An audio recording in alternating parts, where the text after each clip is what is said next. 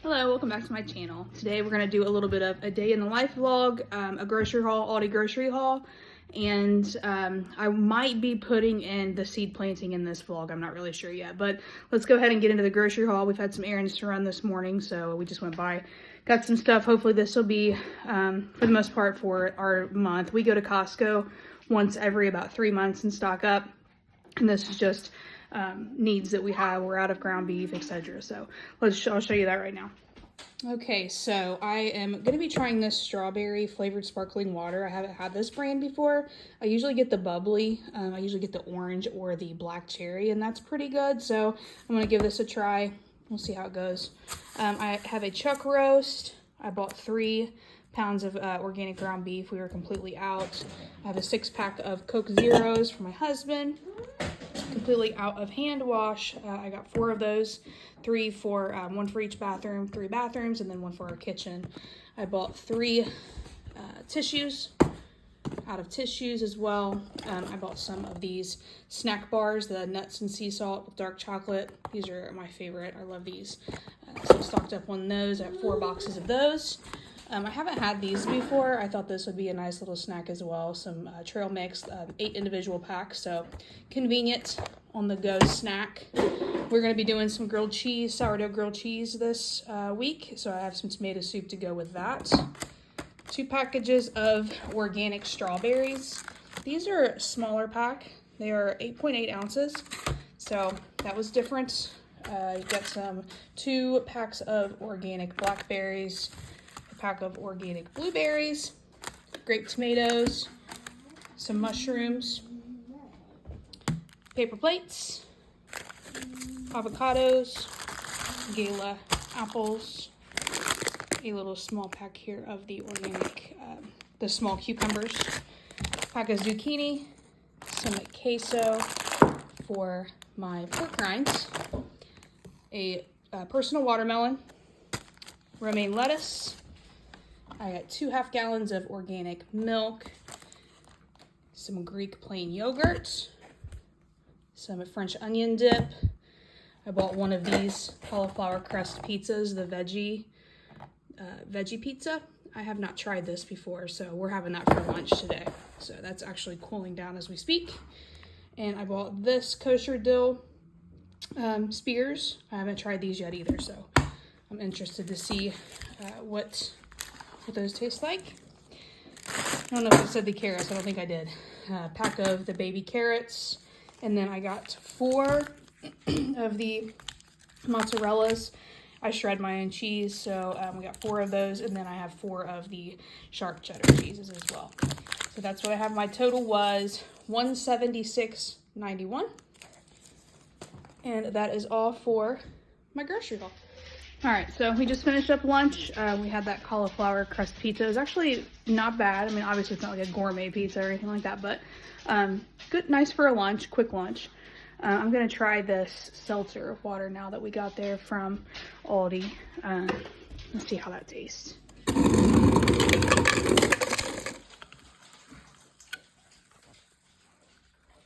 All right, so this is the strawberry. The Belvie, I guess is what you call strawberry sparkling water. So, look, I'm spilling it. Oh my goodness. I'll give it a taste test. All right, let's see.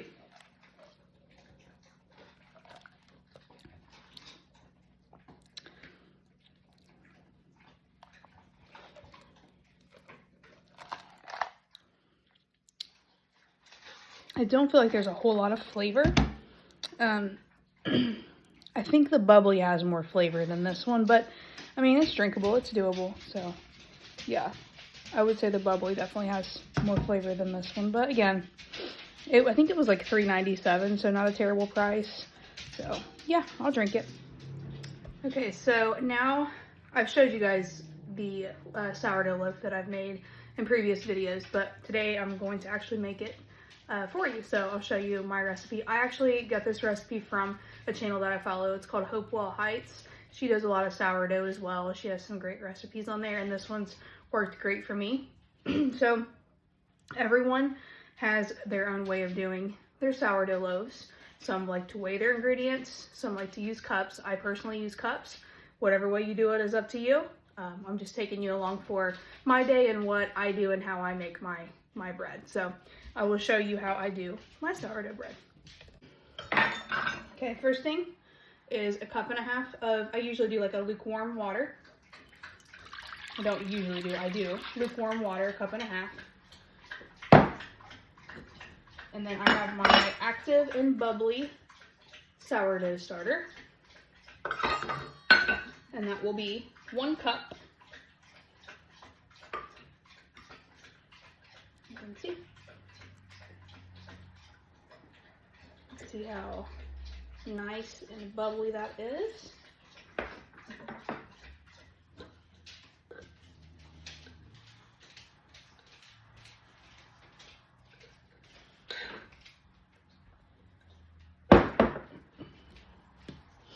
Alright, so 1 cup of my sourdough starter.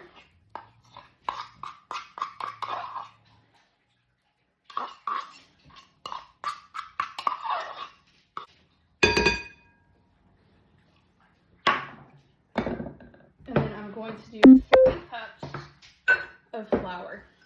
This is a 1/2 cup measurement.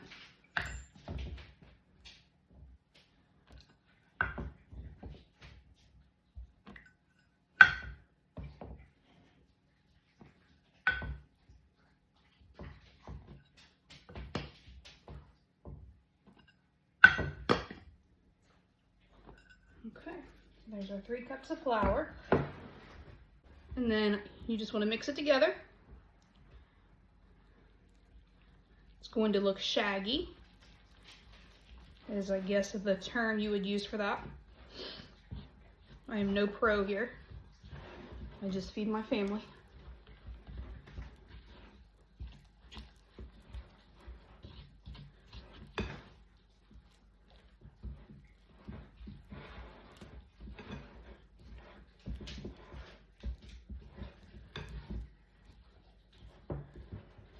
Make sure it's incorporated. I can see a little bit of the glossy spots. I want to make sure those are incorporated in because that is my starter. Okay, there we go. So that will sit covered, and I'll cover it in just a second, for a half an hour. I try to wipe off my utensils that I use the best I can, because this can mess up your drains if you're putting too much sourdough mixture or anything like that down your drains. So be mindful of that. I'll cover this. This will sit for 30 minutes. I'll come back with you as well. We'll do it together, and we will add 1 tablespoon of salt. All right, we are back. So now we are going to, it's been a half an hour, so now we're going to put in 1 tablespoon of salt. And we're going to work that into our mixture. You can kind of see it's not looking as shaggy. I'm not sure if you can see it really well from there, but when you'll see it, the dough start to come together when we do this and start doing our stretch and folds and stuff. So, all right, so 1 tablespoon of salt, kosher salt.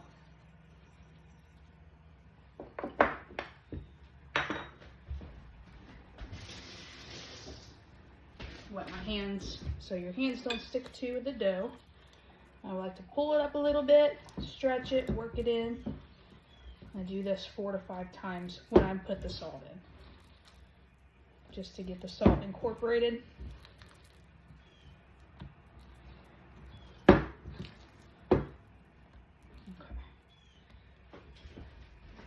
Right, so now we will cover it again for 30 more minutes, and we'll come back and we will do a set of stretch and folds. All right, so we are back for our first set of stretch and folds. Wet my hands. Now these, I want to do exactly what I said. Like what you say, stretch and fold. You want to pull it up a little bit, stretch it, fold it over. And I do that. I rotate that 4 times.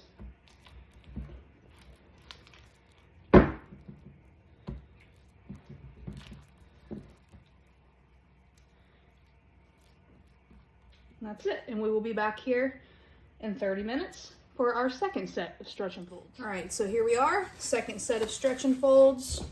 Wet my hand. Same thing.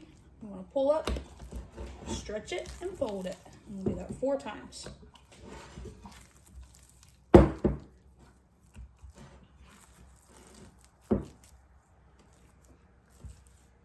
All right, so this is going to be done one more time. So 3 sets of stretch and folds. And I'm not going to film the last one because it's the same thing that we've done the last 2 times. And then when I'll come back in a half an hour, I'll do my 3rd set. You guys won't see it. And then after that, it'll be another half an hour. And then I will be back to show you guys the next step. Okay, so I have done my last set of stretch and folds. And this is what it looks like. You can tell that the shagginess is really not there anymore. So dough looks good. Now I'm going to cover it again, and this time I will let it sit on the counter for around 2 to 3 hours, just to really get close to that double in size. You don't, it's called the bulk ferment process. You don't really want to let it sit too long because it can overproof and then not have a great crown in the center. So mine does well around 2 to 3 hours on the counter, and then I will shape it and then put it in the refrigerator. I can bake the same night if I keep it in the fridge for around 2 hours. But sometimes if I don't need it, then I can let it stay in the refrigerator overnight. It doesn't hurt it. It gives you a more of the sourdough flavor to it is what it does. So I will be back with you to shape this once it's done, and then we'll go from there. In the meantime, I'm going to get dinner prepped. I'm going to do some grilled chicken. So I'm going to start that now. Okay, so I just have a couple chicken breasts here that I just rinsed off. This is what we prefer for our seasoning. I'm just going to do a little olive oil, a little salt and pepper, use sea salt, kosher salt, whatever kind of salt you want, pepper,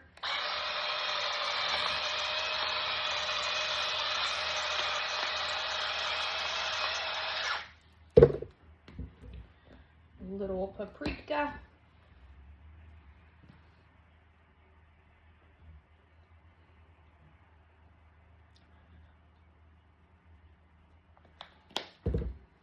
little garlic powder,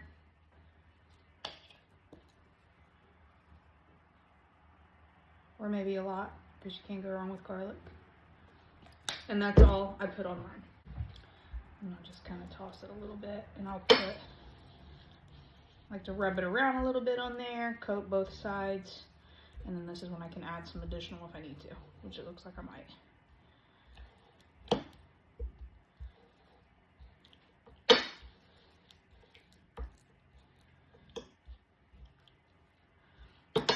Do a little more salt,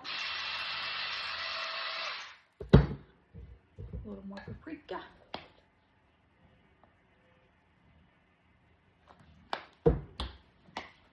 Garlic.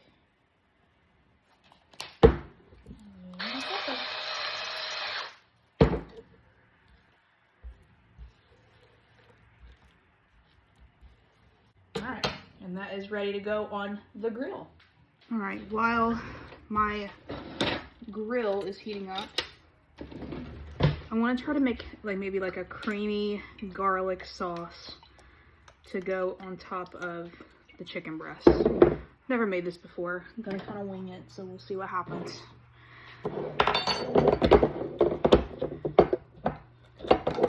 Oops. I'm gonna put some onions. I try to pre-dice my stuff to have it ready to go, so it's just easier to make and have ready to go when dinner time rolls around, because it can get a little busy around here. I'm gonna saute some onions and some garlic. And again, I love garlic, so we're gonna put quite a bit in there. I'm gonna let that start sauteing. All right, so while this is sauteing, it's almost ready. I think I'm gonna add a little chicken broth, some chicken stock. my husband made, homemade.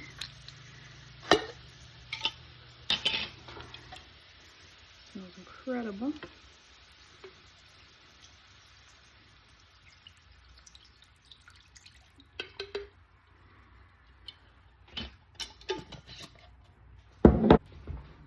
And before it gets too hot,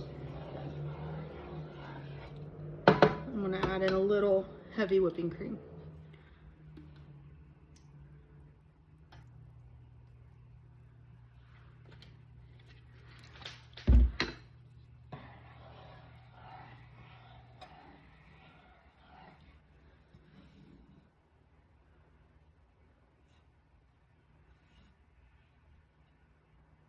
Let that simmer.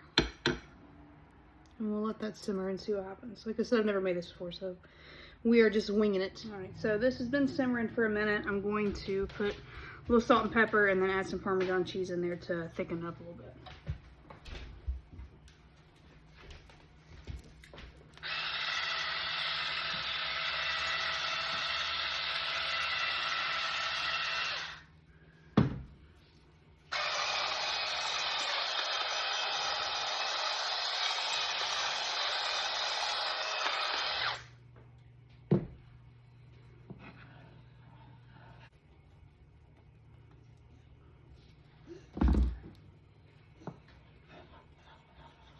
Let it get thickened up a little.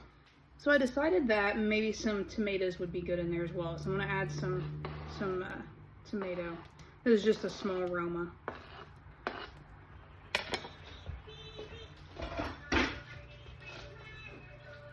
Let that simmer again. I'm going to go check on my chicken out here on the grill. Okay, so the sauce, I brought it to a boil and then I turned it down on simmer. But yeah, look here. It's nice and thick, looks great, smells great. So now I'm just waiting for my chicken breast to get done on the grill, and then I will serve this over top of our chicken breast. All right, here is dinner.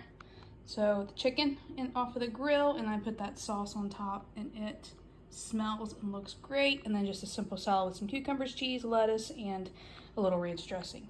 And that is what I'm having. All right, so let's take a look. So good, yeah. It's been about 2.5 hours and that has doubled in size. So now what I want to do is I'm going to shape this and get this into my Banneton bowl and into the refrigerator. And then I'm going to let that sit overnight and bake tomorrow. All right, let me get some flour down here.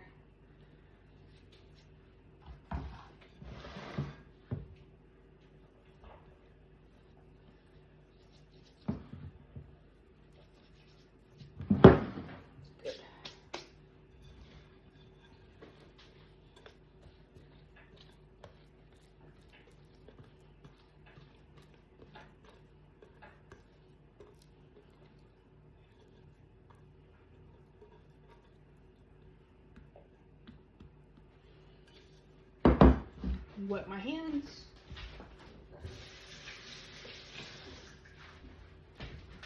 I'm just going to make this into, just stretch it out a little bit. And then I'm just going to take and fold one side over about halfway in. And then I'm going to stretch the other side over top of that. I'll tuck a little bit. I'll wet my hands again. Roll it kind of like a burrito roll. Just roll it up. Roll it, roll it, roll it. And then that's what I'm going to form the ball. Tighten that up. You want it to be tight on top when you touch it. And just spin it a little bit. And kind of tuck and spin is the best way I can explain it. Okay, and then dust my Banneton bowl. And then I'm going to flip this baby in there. I'm going to cover it up. And then this is going in the refrigerator overnight. And that is it. And then tomorrow I will bake it. And I've shown you guys before when I've taken sourdough out of the refrigerator, and then you've seen me score it and bake it. I preheat the oven with my Dutch oven for 45 minutes, 30 to 45 minutes, preheat the Dutch oven. And then at 425, and then I bake covered for around 30 to 35 minutes and uncovered around 10 to 12 minutes. So that's what will happen tomorrow morning. So that's it. Thank you so much for spending the day with me, and I will see you soon. Thanks so much. Have a good day. Bye.